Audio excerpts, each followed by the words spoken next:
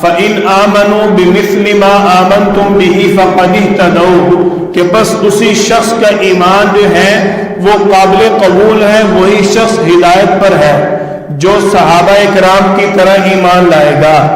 آج لوگ بات کرتے ہیں کہ صحابہ کرام ایمان لانے کے بعد آپ صلی اللہ علیہ وسلم کے ساتھ رہے، جب آپ صلی اللہ علیہ وسلم اس دنیا سے گئے انہوں نے اسلام کو چھوڑ دیا۔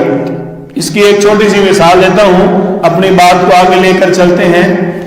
ہم نے آپ صلی اللہ علیہ وسلم کو نہیں دیکھا، ہم نے صحابہ کرام کو نہیں دیکھا، ہم نے آپ صلی اللہ علیہ وسلم کے خاندان کو نہیں دیکھا۔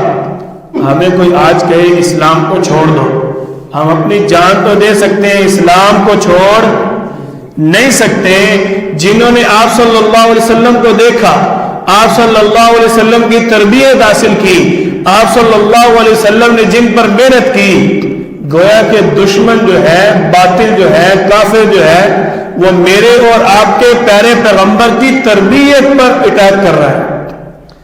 آپ صلی اللہ علیہ وسلم کی تربیت اور محنت کو، دعوت والی محنت کو نشانہ بنائے ہوئے ہیں کہ آپ صلی اللہ علیہ وسلم نے جن لوگوں پر محنت کی وہ محنت 100% کارآمد نہ ہوئی۔